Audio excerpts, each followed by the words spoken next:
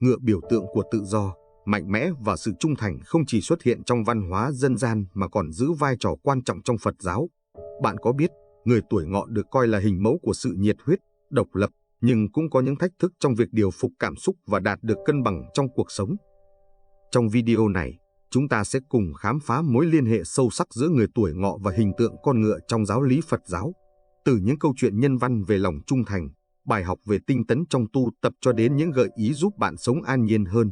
Đây là một hành trình khám phá đầy ý nghĩa mà bạn không nên bỏ lỡ. Người tuổi Ngọ qua lăng kính văn hóa và Phật giáo. Người tuổi Ngọ, biểu tượng của sự tự do và năng động, thường được nhắc đến như những cá nhân mạnh mẽ, quyết đoán và tràn đầy năng lượng. Trong văn hóa Á Đông, họ được liên tưởng đến hình ảnh con ngựa loài vật biểu trưng cho sức mạnh, sự kiên cường và tinh thần phiêu lưu không ngừng nghỉ.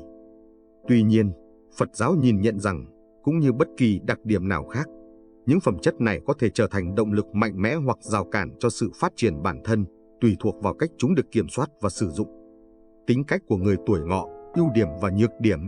Người tuổi Ngọ mang trong mình một nguồn năng lượng dồi dào, luôn khao khát khám phá điều mới mẻ.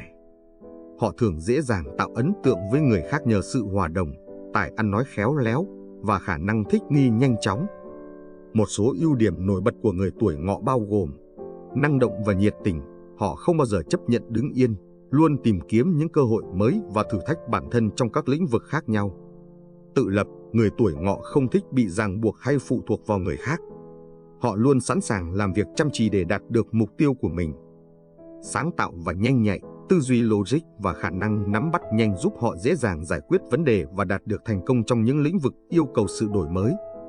Tuy nhiên, chính những ưu điểm này đôi khi lại khiến họ gặp khó khăn trong cuộc sống. Cả thèm chóng chán, sự đam mê đổi mới có thể làm họ mất kiên nhẫn, dễ từ bỏ khi công việc trở nên lặp đi lặp lại hoặc không còn hấp dẫn. Đây là biểu hiện của tâm bất định, một trạng thái mà tâm trí không thể duy trì sự ổn định và tập trung lâu dài. Thẳng thắn đến mức thiếu tế nhị, họ thường nói những điều mình nghĩ mà không suy xét kỹ lưỡng, đôi khi làm tổn thương người khác một cách không cố ý. Nóng nảy và thiếu kiên nhẫn, khi gặp khó khăn hoặc không đạt được kết quả như mong muốn, họ dễ trở nên mất bình tĩnh và vội vàng đưa ra quyết định không đúng đắn. Theo Phật giáo, những nhược điểm này là hệ quả của tâm trí chưa được điều phục trạng thái mà con người bị cảm xúc chi phối, dẫn đến hành động sai lầm. Để khắc phục, Đức Phật dạy rằng chúng ta cần phát triển chánh niệm và thiền định để rèn luyện sự kiên nhẫn và khả năng kiểm soát cảm xúc. Lời nói, vũ khí hai mặt. Người tuổi Ngọ thường giỏi giao tiếp, điều này khiến họ dễ dàng gây dựng các mối quan hệ. Tuy nhiên, Phật giáo nhắc nhở rằng, lời nói cũng giống như một con dao hai lưỡi, có thể mang lại niềm vui và sự kết nối, nhưng cũng có thể gây đau khổ nếu không được sử dụng cẩn trọng. Một câu chuyện trong kinh điển kể rằng Đức Phật đã từng nhắc nhở các đệ tử về sức mạnh của lời nói. Lời nói giống như một ngọn lửa. Khi được sử dụng đúng cách, nó sẽ sưởi ấm và soi sáng. Nhưng nếu lạm dụng, nó sẽ thiêu rụi tất cả. Người tuổi Ngọ thường thẳng thắn, không thích giấu giếm cảm xúc. Trong nhiều trường hợp, sự thật thà này là một điểm mạnh, nhưng nó cũng có thể dẫn đến những tổn thương không đáng có cho người nghe. Đó là lý do Phật giáo khuyến khích mỗi người thực hành chánh ngữ, nói lời chân thật, hòa nhã và mang lại lợi ích. Những gợi ý thực hành từ giáo lý nhà Phật. Trước khi nói, hãy tự hỏi, lời này có đúng không? Có cần thiết không? Và có mang lại niềm vui hay sự bình an không? Học cách lắng nghe với lòng từ bi, thay vì vội vàng phản hồi. Bài học từ người tuổi Ngọ trong Phật giáo. Trong giáo lý nhà Phật, hành trình sống của mỗi người được ví như một cuộc đua dài. Người tuổi Ngọ, với tính cách nhanh nhẹn và đầy năng lượng, thường khởi đầu mạnh mẽ, nhưng họ dễ mất kiên nhẫn và bỏ cuộc khi đối diện với khó khăn. Đây là lời nhắc nhở rằng, sự bền bỉ quan trọng hơn tốc độ. Một con ngựa tuấn mã không chỉ nổi bật bởi tốc độ mà còn ở khả năng duy trì sức bền. Tương tự, thành công trong cuộc sống không đến từ sự vội vàng mà từ sự kiên trì và ổn định. Học cách kiểm soát cảm xúc. Phật giáo dạy rằng cảm xúc giống như sóng biển, nếu không biết điều phục, chúng có thể cuốn bạn đi. Thiền định và thực hành chánh niệm giúp tâm trí bạn bình an và sáng suốt hơn trong những thời điểm khó khăn. Một câu chuyện khác về ngựa trong kinh điển Phật giáo minh họa điều này. Đức Phật từng kể về một con ngựa mạnh mẽ nhưng không thể chịu nổi sự điều khiển của dây cương.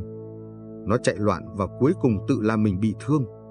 Con ngựa này tượng trưng cho những người không biết kiềm chế cảm xúc và hành động bộc phát. Để đạt được hạnh phúc và thành công, Đức Phật dạy rằng, Hãy điều phục tâm trí như người kỵ sĩ điều khiển con ngựa hoang. Khi tâm trí được kiểm soát, nó trở thành công cụ mạnh mẽ giúp bạn đạt được mọi mục tiêu.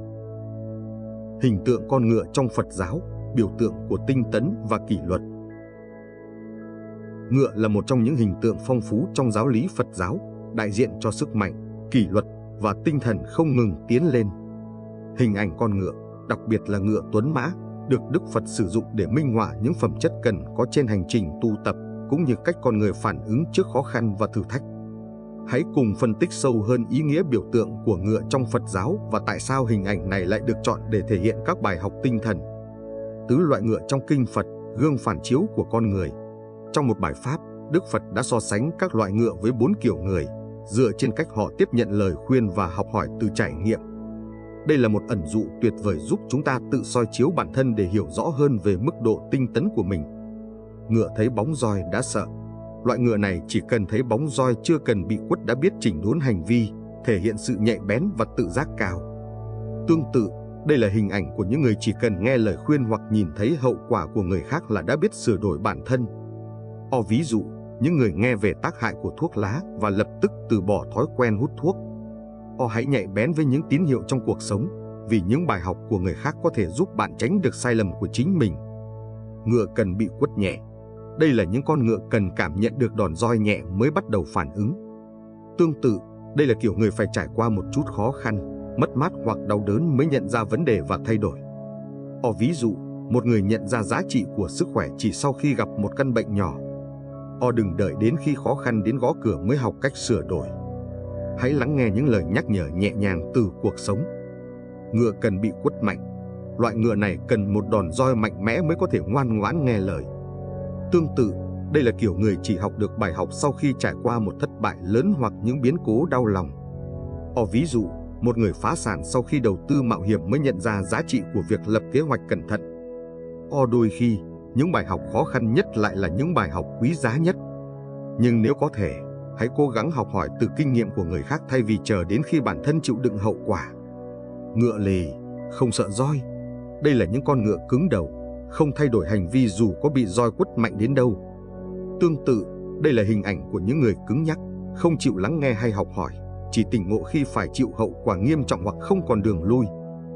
Ví dụ, một người tiếp tục lạm dụng rượu bia và chỉ dừng lại khi bệnh tật đã quá nặng, không thể chữa khỏi. Sự cố chấp và không chịu thay đổi chỉ dẫn đến đau khổ lâu dài. Đức Phật dạy rằng sự tỉnh thức cần bắt đầu từ chính bản thân chúng ta, không nên chờ đợi hoàn cảnh buộc phải thay đổi. Tinh tấn, chìa khóa giải thoát từ con ngựa tuấn mã. Trong giáo lý Phật giáo, tinh tấn được nhấn mạnh như một yếu tố cốt lõi trong hành trình tu tập. Đức Phật thường ví những người tu hành tinh tấn như ngựa tuấn mã không chỉ mạnh mẽ mà còn có khả năng phi nước đại bền bỉ, vượt qua mọi chướng ngại trên hành trình. Ý nghĩa của tinh tấn không đơn thuần là sự nỗ lực, mà là sự kiên trì và hướng tâm đúng cách vào các giá trị tích cực. Một người tinh tấn không nhất thiết phải làm việc nhanh chóng hay hối hả, mà cần đi chậm nhưng chắc, từng bước đạt đến giác ngộ. Đức Phật dạy, hãy bước đi với chánh niệm, mỗi bước đều là một phần của hành trình giải thoát. Tinh tấn trong Phật giáo bao gồm 4 yếu tố chính. 1. Ngăn ngừa các điều ác chưa phát sinh. 2. Từ bỏ các điều ác đã phát sinh. 3. Phát triển các điều thiện chưa phát sinh. 4. Duy trì và tăng trưởng các điều thiện đã phát sinh. Bài học từ ngựa tuấn mã trong tu tập. Một con ngựa tuấn mã không chỉ nổi bật bởi sức mạnh mà còn nhờ sự rèn luyện, tuân thủ kỷ luật và khả năng giữ vững mục tiêu. Đức Phật nhấn mạnh rằng, giống như việc huấn luyện một con ngựa, hành trình tu tập của chúng ta cũng cần sự kiên trì và quyết tâm. Học cách điều phục tâm trí. Phật giáo ví tâm trí con người như một con ngựa hoang, dễ bị cảm xúc chi phối. Khi bạn học cách điều phục tâm trí, giống như kỵ sĩ kiểm soát dây cương, bạn sẽ đạt được sự tự do và bình an thực sự. Luôn hướng đến mục tiêu, một con ngựa tuấn mã không ngừng phi nước đại về phía trước. Tương tự, mỗi người cần đặt ra mục tiêu sống tích cực và bền bỉ tiến về phía trước, dù có khó khăn cản đường. Tinh tấn trong cuộc sống hiện đại. Trong xã hội ngày nay, con người dễ rơi vào trạng thái buông thả, giống như ngựa lạc bầy, không biết mục tiêu của mình ở đâu. Phật giáo dạy rằng sự tinh tấn không chỉ nằm ở việc theo đuổi công việc mà còn ở cách chúng ta sống hàng ngày. Dành thời gian để thiền định, giữ cho tâm trí bình an giữa những xô bồ của cuộc sống. học cách buông bỏ những điều tiêu cực, giống như ngựa bỏ đi chiếc yên cũ để tiếp tục phi nhanh về phía trước. Tận dụng từng cơ hội nhỏ để hoàn thiện bản thân, thay vì chờ đợi những bước tiến lớn lao. Kết nối hình tượng ngựa và hành trình sống. Hình ảnh con ngựa trong Phật giáo không chỉ là biểu tượng đẹp mà còn mang thông điệp sâu sắc về cách sống và tu tập. Đức Phật khuyến khích mỗi người noi theo hình ảnh ngựa tuấn mã, biết tinh tấn, vượt qua khó khăn và sống hướng thiện. Câu chuyện về ngựa và những bài học sống động. Trong kho tàng giáo lý Phật giáo, hình ảnh con ngựa không chỉ là biểu tượng của sức mạnh mà còn gắn liền với lòng trung thành và phẩm chất đạo đức. Một trong những câu chuyện đáng nhớ nhất là Khuyển Mã Chí Tình, kể về sự trung thành cảm động của một con ngựa đối với chủ nhân của nó. Câu chuyện này không chỉ minh họa lòng trung thành mà còn khơi gợi suy ngẫm sâu sắc về mối quan hệ giữa con người và những giá trị cốt lõi trong cuộc sống. Câu chuyện Khuyển Mã Chí Tình. Ngày xưa, có một người đàn ông xuất thân nghèo khó nhưng nuôi trong lòng khát vọng học hành để thay đổi cuộc đời. Dẫu gia cảnh thiếu thốn, ông luôn mang theo mình một con ngựa là tài sản quý giá nhất mà ông có. Mỗi lần lên kinh ứng thí, dù thành công hay thất bại, con ngựa vẫn luôn bên ông, chưa một lần rời bỏ. Những năm đầu, ông đầy nhiệt huyết và quyết tâm, nhưng thời gian trôi qua, sau nhiều lần thất bại, lòng ông dần nguội lạnh và niềm tin vào bản thân cũng cạn kiệt. Một ngày nọ, sau lần thi trượt thứ 5, ông quay về làng với nỗi thất vọng tột cùng. Gia đình, bạn bè và cả những người từng ủng hộ ông đều quay lưng, cho rằng ông không có khả năng đạt được công danh. Thế nhưng, khi ông trở về trong bộ dạng tả tơi, con ngựa già vẫn đứng đó, ngay cửa nhà, đợi ông như thường lệ. Nó vẫy đuôi mừng rỡ, dụi đầu vào vai ông như muốn an ủi và tiếp thêm sức mạnh. Cảm động trước lòng trung thành của con ngựa, người đàn ông quyết định thử thêm một lần nữa. Lần này, với ý chí kiên định và sự động viên vô hình từ người bạn đồng hành trung thành, ông đã đỗ đạt. Khi vinh quy bái tổ, ông không quên nhắc đến con ngựa, gọi nó là Khuyển Mã Chí Tình, tượng trưng cho sự đồng hành và lòng trung thành không bao giờ phai nhạt. Ý nghĩa của câu chuyện trong Phật giáo. Câu chuyện Khuyển Mã Chí Tình mang đến một thông điệp sâu sắc về sự trung thành, không chỉ là lòng trung thành với người khác mà còn là sự trung thành với chính bản thân mình và những giá trị đạo đức mà ta đã lựa chọn. Trong giáo lý Phật giáo, lòng trung thành không đơn thuần là một đức tính tốt mà còn là nền tảng để đạt được bình an và giác ngộ. Trung thành với bản thân. Phật giáo nhấn mạnh rằng, trước hết, chúng ta cần trung thành với những giá trị cốt lõi trong mình. Điều này có nghĩa là không bỏ cuộc trước khó khăn, giống như người chủ trong câu chuyện đã không từ bỏ giấc mơ của mình dù phải đối mặt với nhiều thất bại. Giữ vững đạo đức và lòng từ bi trong mọi hoàn cảnh, bởi đó chính là ngọn hải đăng dẫn đường cho tâm hồn trong những lúc lạc lối. Trung thành với những người đồng hành. Giống như con ngựa không rời bỏ chủ nhân của mình, Phật giáo dạy rằng chúng ta cũng cần thể hiện lòng trung thành với gia đình, bạn bè và cộng đồng. Sự đồng hành và hỗ trợ lẫn nhau là yếu tố then chốt để vượt qua khó khăn trong cuộc sống. Lòng trung thành không đo bằng sự xa hoa, mà đo bằng sự hiện diện khi người khác cần bạn nhất. Bài học từ con ngựa trong cuộc sống hiện đại. Trong xã hội ngày nay, con người dễ bị cuốn theo những điều mới lạ, quên đi những giá trị cốt lõi hoặc rời bỏ các mối quan hệ quan trọng khi gặp thử thách. Phật giáo nhắc nhở rằng, lòng trung thành với bản thân là nền tảng của sự bình an. Hãy luôn nhớ rằng bạn chỉ thực sự hạnh phúc khi sống đúng với giá trị của mình, không bị lung lay bởi hoàn cảnh. Đồng hành và hỗ trợ người khác, dù là trong gia đình, công việc hay tình bạn, hãy luôn giữ vững tinh thần hỗ trợ và yêu thương, như cách con ngựa trong câu chuyện không bao giờ rời xa chủ nhân của nó. Áp dụng bài học vào cuộc sống. Trong công việc, hãy trung thành với mục tiêu và giá trị của mình, ngay cả khi gặp thất bại hoặc chỉ trích. Trong các mối quan hệ, hãy luôn ở bên cạnh những người thân yêu trong thời điểm họ khó khăn nhất, vì đó là lúc họ cần bạn nhất. Với chính bản thân, hãy kiên định với con đường mình chọn, giống như người chủ trong câu chuyện đã làm, vì chỉ khi bạn không bỏ cuộc, bạn mới thực sự thấy được ý nghĩa của thành công. Hành trình tu tập, học từ sự tinh tấn của ngựa tuấn mã. Tu tập không phải là con đường dễ dàng. Nó đòi hỏi sự bền bỉ, tinh thần kỷ luật và sự kiên trì, giống như hành trình huấn luyện một con ngựa tuấn mã. Phật giáo ví tâm trí con người như một con ngựa hoang, nếu không được kiểm soát, nó sẽ chạy loạn và gây ra nhiều rắc rối. Để điều phục tâm trí, Đức Phật khuyên rằng, thực hành chánh niệm, hãy luôn ý thức về hành động, lời nói và suy nghĩ của mình. Kiên nhẫn với bản thân, học cách tha thứ và chấp nhận những sai lầm để tiến về phía trước. Người tu tập cần giống như con ngựa mạnh, không ngại gian khó và luôn tiến về phía trước. Đức Phật đã dạy, người tinh tấn như con ngựa khỏe, phi nhanh vượt qua mọi khó khăn, bỏ lại sau lưng những chướng ngại.